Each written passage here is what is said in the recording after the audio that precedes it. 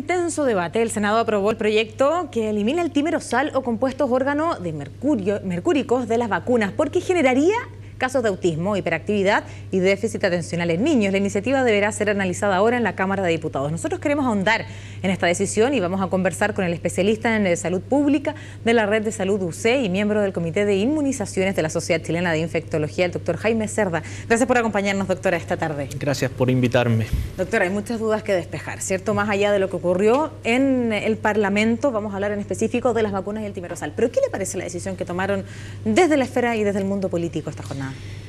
A ver, a mí me parece que es una decisión lamentable. Creo que en este tema se ha legislado de espaldas o con, la palabra puede sonar fuerte, pero con un gran desprecio por la opinión de las sociedades científicas que reiteradamente hemos afirmado en base a la evidencia disponible y en base a los consensos que se han hecho por diversas sociedades científicas que no existe una asociación entre el compuesto timerosal y el autismo. ¿Y qué pasa con, más allá del autismo, que es el tema principal y que ha abierto este debate, con otras consecuencias que pueda tener el timerosal de las vacunas, como por ejemplo, lo decíamos en la introducción, afectar al sistema nervioso central en distintos aspectos, por ejemplo, el déficit atencional? A ver, hay que entender que la mayoría del tema se ha centrado en torno a la asociación de timerosal y autismo. Quizás partir por mencionar un concepto básico en la ciencia, y es que el timerosal contiene un compuesto que se llama etilmercurio, el cual es diferente al metilmercurio. De modo que no se pueden siquiera comparar los daños que resultan de uno u otro. Es un error adjudicarle a las vacunas y al timerosal las consecuencias que tiene el metilmercurio sobre los seres humanos. De modo que partimos por aclarar esa verdadera, es un punto de partida para entender cómo funciona el mercurio que está contenido en vacunas. Doctor, vamos un poquito más atrás y a explicarle a aquellas personas que están en la compañía de CNN Chile, aquellos que van a ser padres, que son papás y que muchas veces se encuentran en la disyuntiva de decir, bueno, ¿cuál es la decisión correcta? Estamos hablando de las vacunas que tienen timerosal y que tienen este componente que decía usted, el etilmercurio, y que ha generado esta polémica. ¿Cuáles son en específico las vacunas que tienen este preservante? Porque hay varias vacunas que le ponemos a nuestros hijos antes de los 2 años. Ok, no todas las vacunas contienen este preservante. Es importante señalar que timerosal ha sido un preservante que se ha utilizado por décadas y que ha servido muchísimo en lo que es la vacunación y inmunización en niños alrededor del mundo. Es lo que nos permite usar envases multidosis en vez de utilizar vacunas monodosis, lo cual significa un ahorro de recursos, tanto económicos y logísticos, sin par en el mundo, y que ha permitido mantener a raya a muchas enfermedades inmunoprevenibles.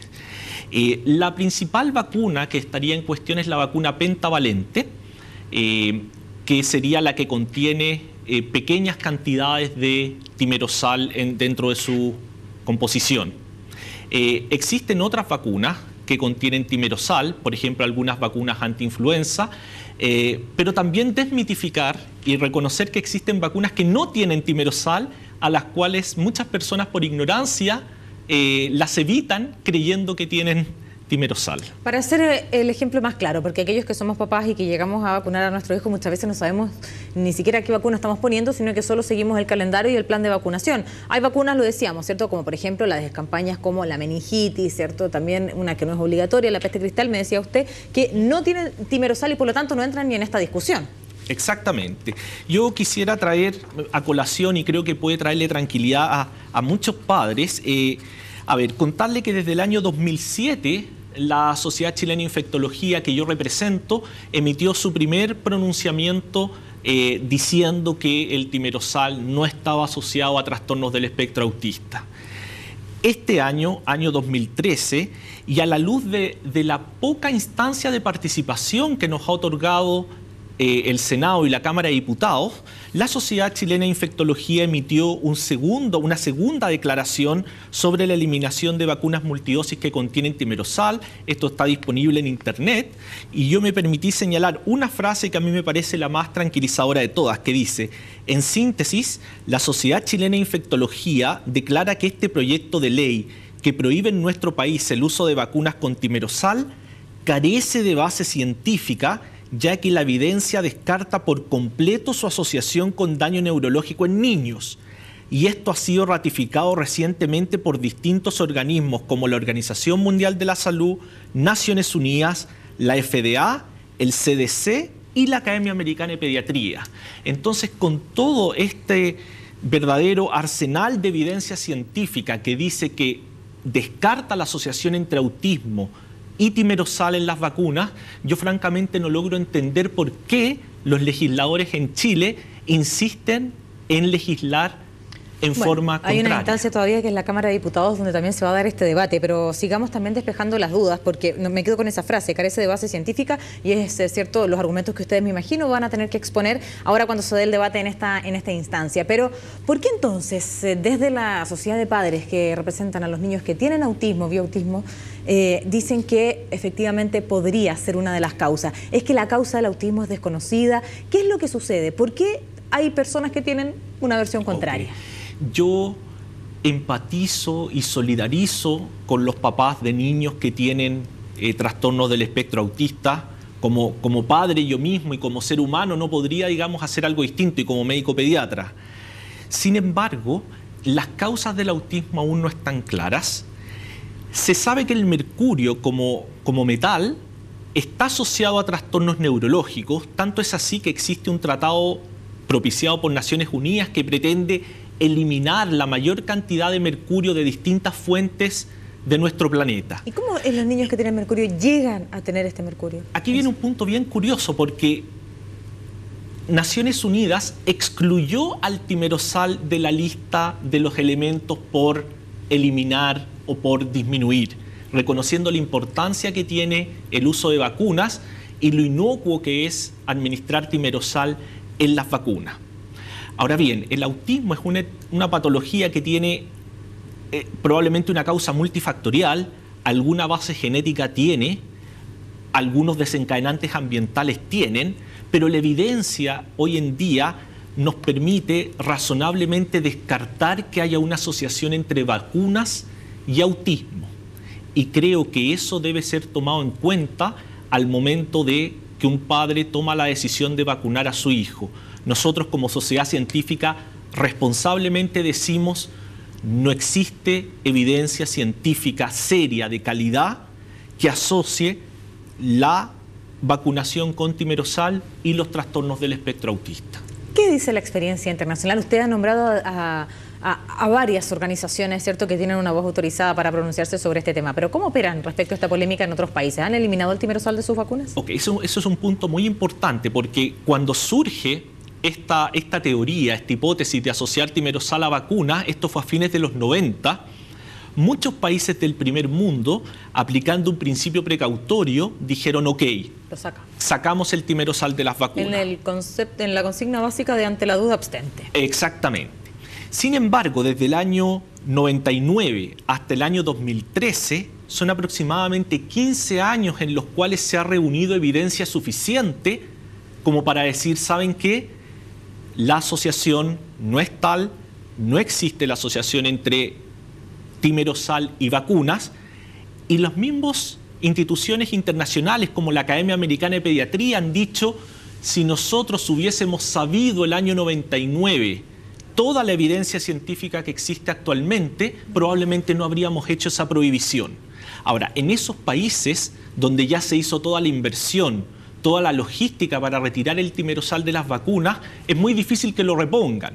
Ellos ya funcionan así por más de una década. Por lo tanto, no hay un costo asociado porque ya la inversión está hecha. Nosotros en Chile llegamos casi 15 años tarde a esta discusión, que ya está superada hace rato en el primer mundo.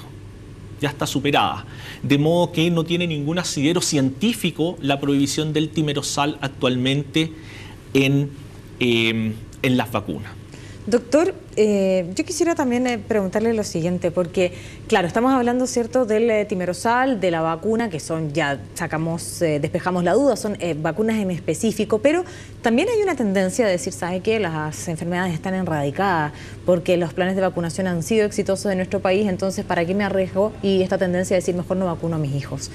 Usted me imagino que ha escuchado esa tendencia. ¿Qué le parece? Muchísimo. Es algo muy peligroso y es algo lamentable, porque precisamente gracias a que vacunamos a los niños es que las enfermedades se mantienen a rayas, y nosotros en Chile exitosamente podemos decir, a diferencia de muchos países, que, por ejemplo, no tenemos sarampión, casos autóctonos.